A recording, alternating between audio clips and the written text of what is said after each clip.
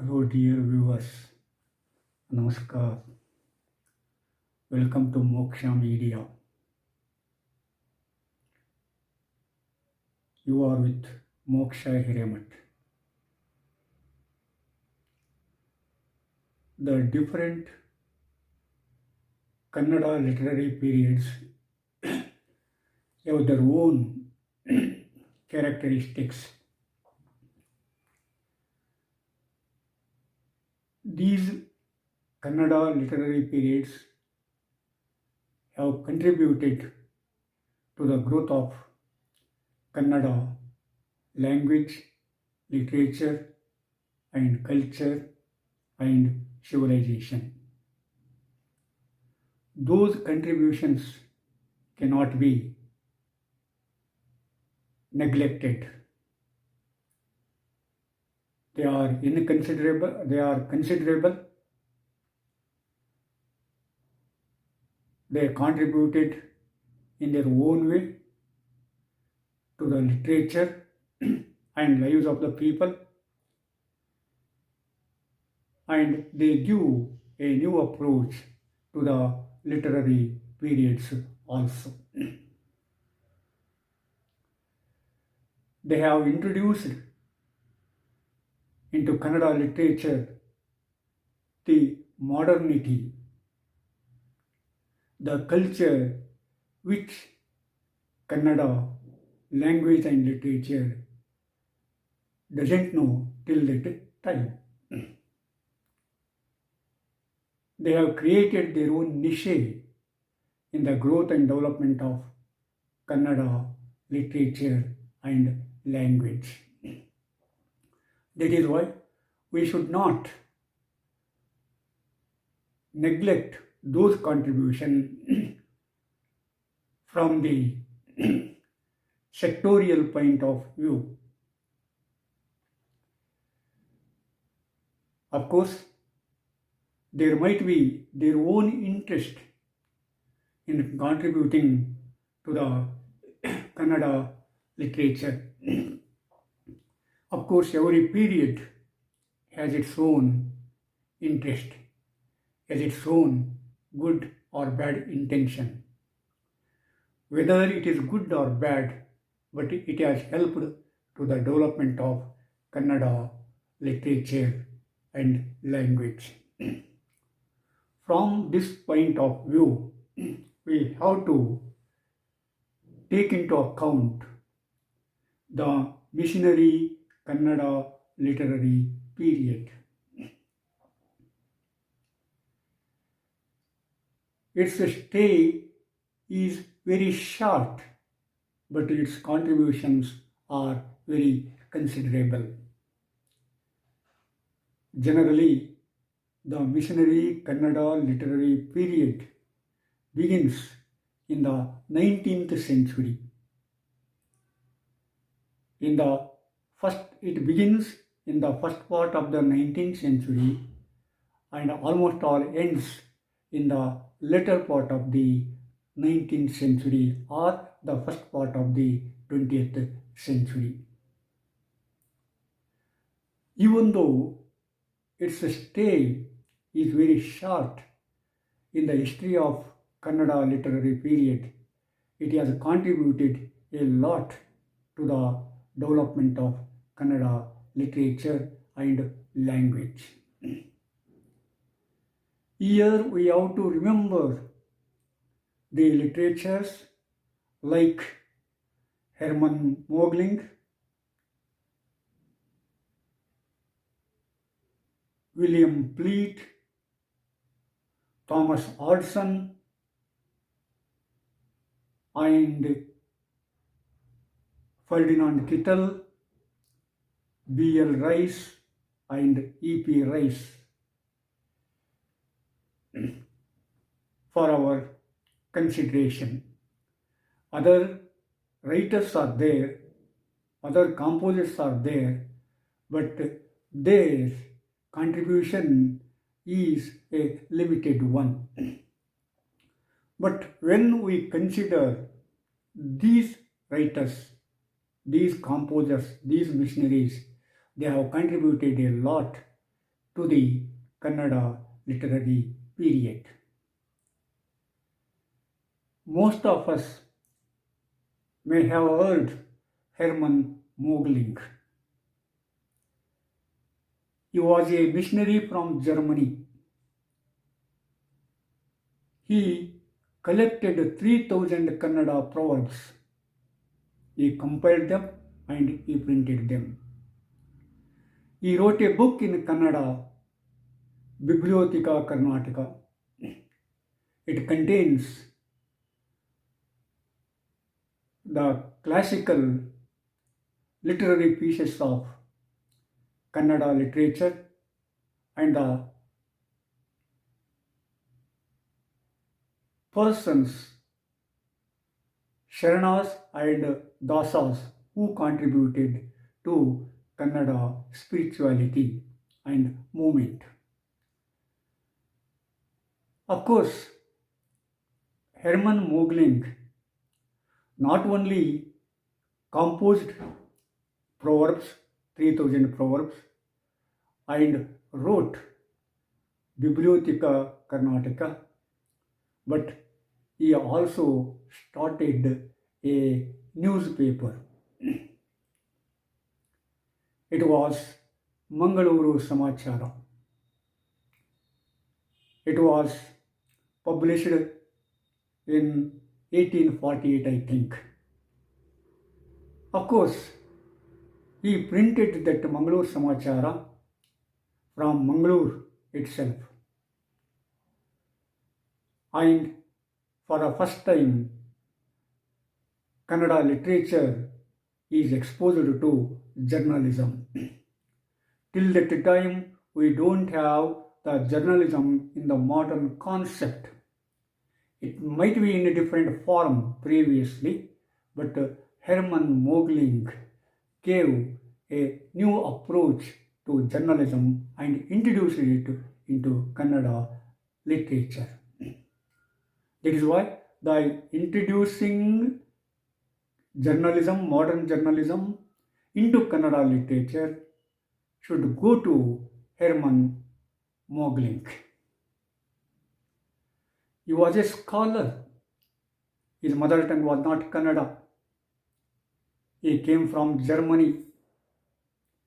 Missionaries sent him to Karnataka and he studied Kannada culture and composed and compiled proverbs, important literary pieces, including Lakshmisha's Jaimani Bharata. And he also brought into that Bibliotheca Karnataka the saints such as Basava, Allama Prabhu, Purandara Dasa, etc., etc. And he also wrote books on Kannada language and grammar. He also composed a tiny piece of dictionary, but that dictionary is not that much popular, but his effort should be appreciated in compiling that thing. So that is why we have to remember that Hermann Mogling, even though he was a missionary, even though he was a proselyte later. And of course, we have William Fleet, Thomas Hudson, who also composed and wrote on Kannada grammar in their own way, and they also started their own schools in order to impart their concepts. Of course, their intention might be different, but that helped for the growth of Kannada language and literature. That is what we have to appreciate. That Mangalore Samachara was later shifted to Bellary in modern Karnataka state. Its title was also changed as Karnataka News, as Karnataka Samachara.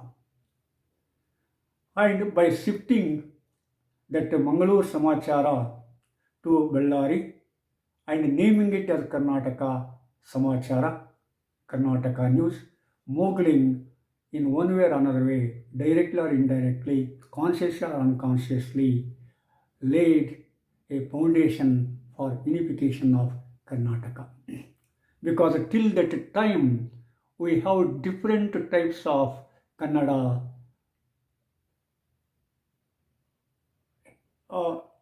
Kannada geographies. But by shifting it to other parts of Karnataka, he mentioned indirectly, he inculcated in the minds of the Kannadigas the unification of Karnataka.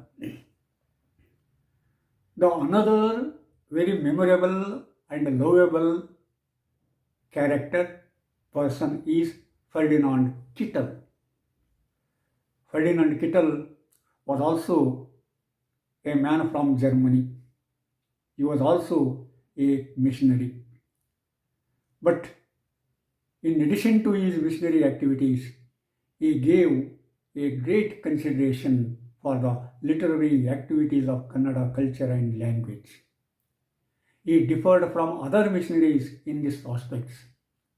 Most of the missionaries devoted their time for proselytization and for missionary work, and they did other work in support of that missionary work, but Kittel's way of approach was entirely different. He was a scholar by nature.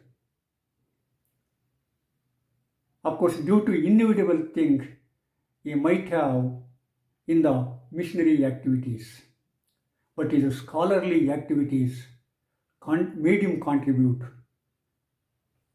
many things to Kannada literature and language. Of course, now we remember Ferdinand Kittel for his dictionary. Everyone knows Kittel's dictionary. It is a colossal work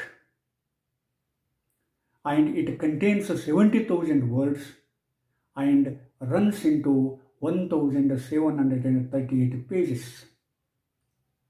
For the first time in the history of Kannada literary period, we have such a colossal dictionary from Kannada to English. Others also compiled dictionary. They translated it from English to Kannada, but Kittel's is a different one. He did it from Kannada to English and to other 6 or 7 languages. Those languages: English, Marathi, Malayalam, Tamil, Tulu, Konkani, sometimes Hindi also. But by compiling dictionary of this nature, he introduced to Kannadigas the other languages also to a little extent. Not only Ferdinand Kittel compiled the dictionary, but in those dictionaries he also mentioned the proverbs which are very popular in Kannada environment even today.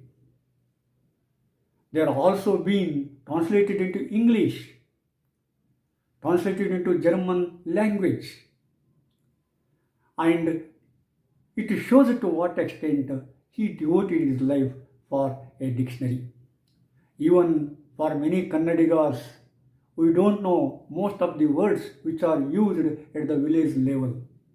But Ferdinand Kittel went to the villages, he showed the things to the villages, he asked them what it was, and then he mentioned what they told him.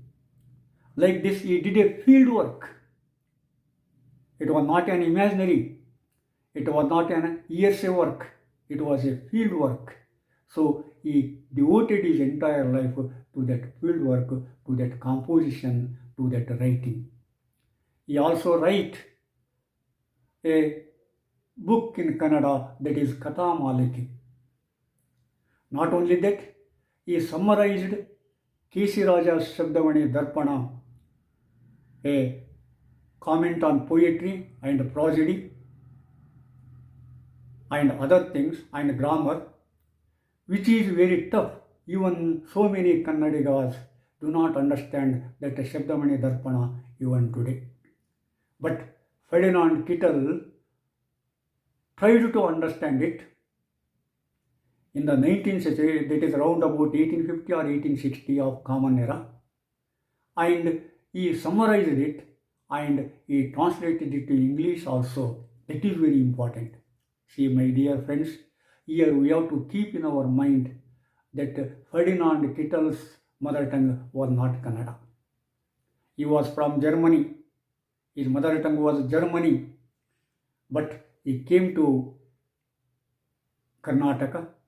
He stayed at Mangalore, Dharwad, Markera, and in other places. He studied the environment and he picked up the proverbs. He picked up the Kannada environment and he mentioned it in his literary works. In addition to these, he wrote so many articles in English and German. Most of the Kannada writers have been translated into German language. That is what Ferdinand Kittel did it. The name of Ferdinand Kittel, that is the Germans may have forgotten the name of Ferdinand Kittel, but the Karnatakans even today remember it with love and affection and respect. Of course, here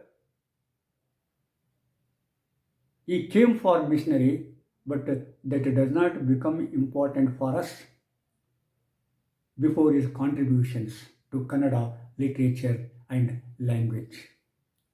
So that is why we have honored him by giving his name to the roads, circles, towns and colleges. We have a Kittel College at Dharwad, and Austin town in Bangalore has been named into Kittel Nagara, and we have a circle at the end of Mahatma Gandhi Road in Bangalore, etc., etc. Like this, Kannadigas show their love, respect and affection to that Ferdinand Kittel.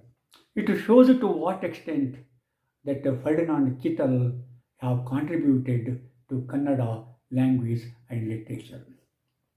See, he not only composed dictionary, compiled dictionary, wrote stories and translated works like Shabdamani Darpana into English, and he also wrote on Kannada grammar and language.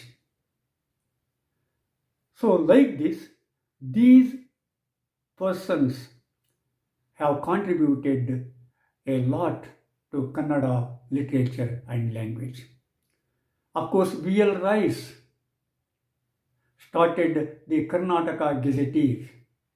For the first time, a sort of such a thing was introduced in Kannada, and that credit goes to B.L. Rice. And E.P. Rice also wrote the history of Missionaries literature.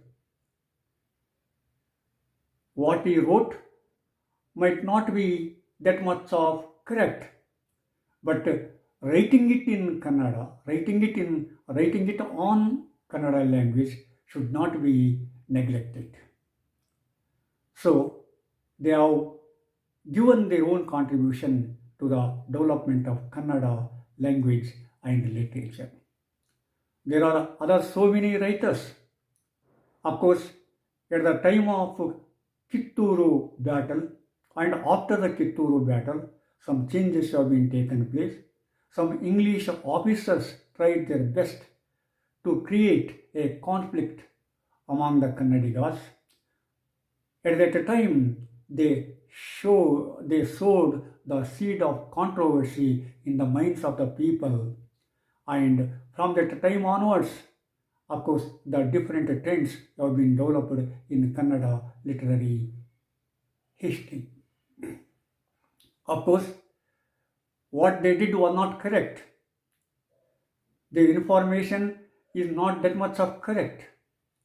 But for their own intention, for continuation of the rule, by dividing the people, they have given a different type of literature which is not that much of correct.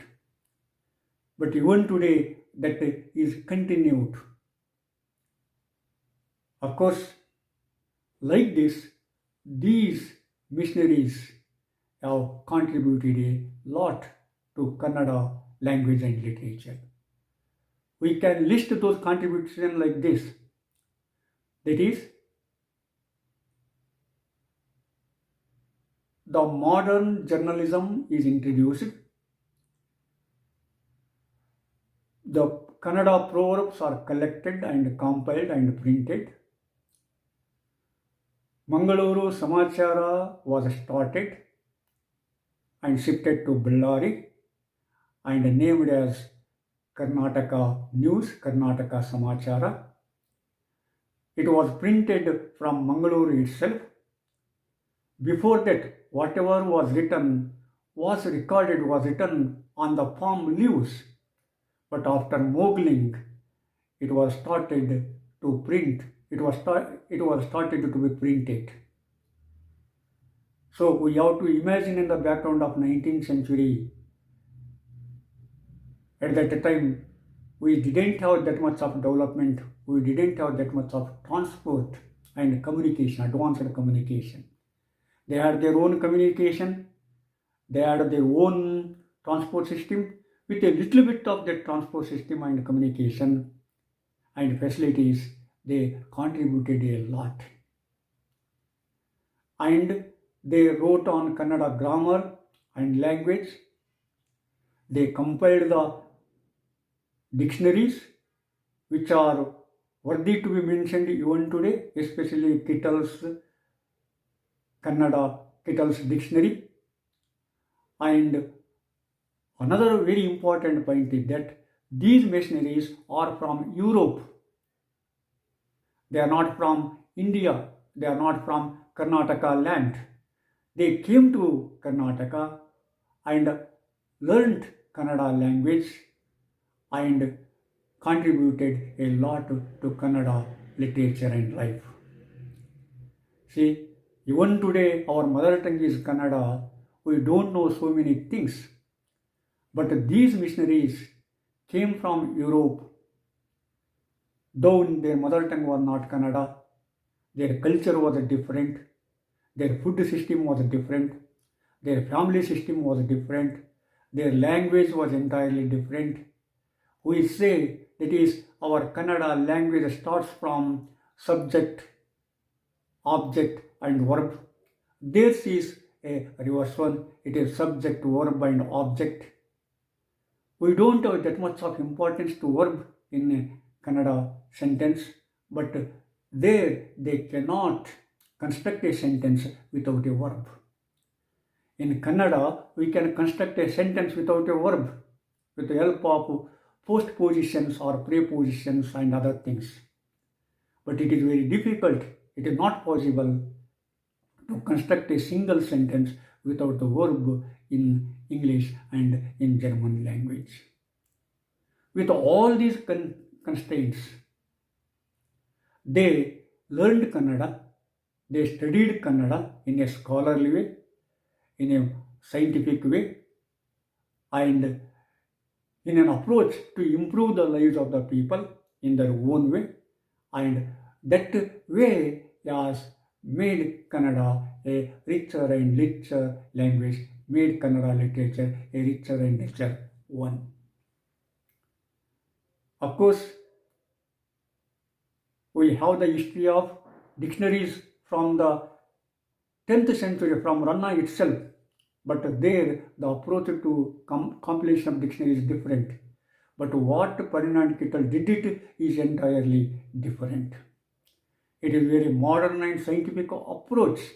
Even today, everyone appreciated that approach. So, like this, they came from Europe, they stayed in Karnataka, they understood Kannada environment, and they contributed to that understanding, to that literature. That is very important.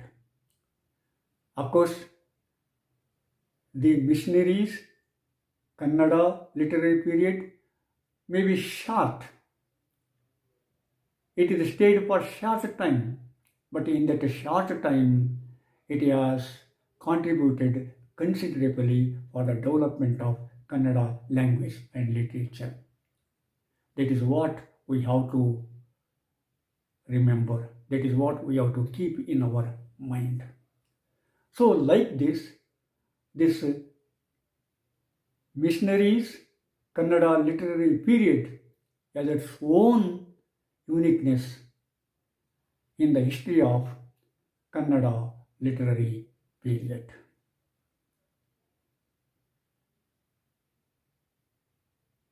Please share and subscribe, and see you in the next episode. Thank you. Namaskar.